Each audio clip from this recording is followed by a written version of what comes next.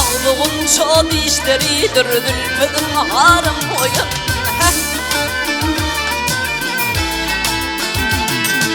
Bir elinde ilmi damı kudun mimarım oyun. Ayağında kekli uğunca şemerim oyun. Bir elinde ilmi damı kudun mimarım oyun. Oyun yarım oyun.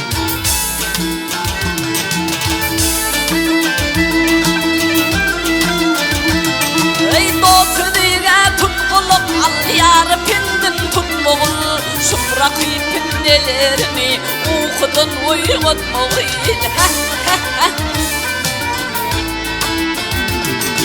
Völvelerine dil verip halim perişan etmegil Nümtümüllük hatiramı bir derimge satmağıl Yüreğimli canıma çevrisi tünkerim oyun Ah oyun yarım oyun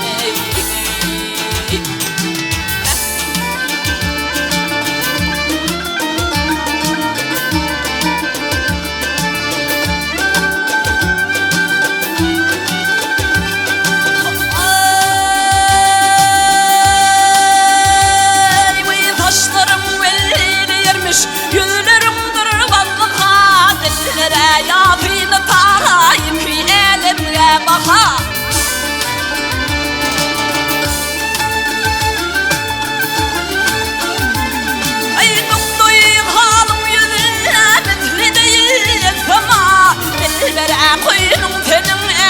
Yetelim bir kaba Kamatıydı va çekilin Esmiyin varım oyun ey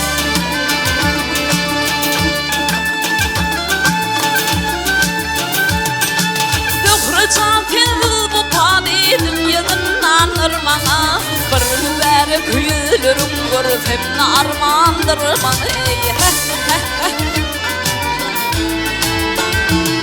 Ay bu perişan halimi Torfa hayrandır bana Men senin köyümde köyüm şonşa devrandır bana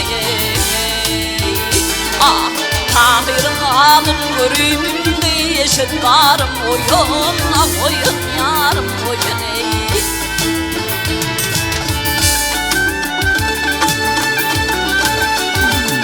Ay Tahir'in ağın görümümde yeşil varım oyun Ayağında kekli uzuncu şemerim oyun Ah oyun yarım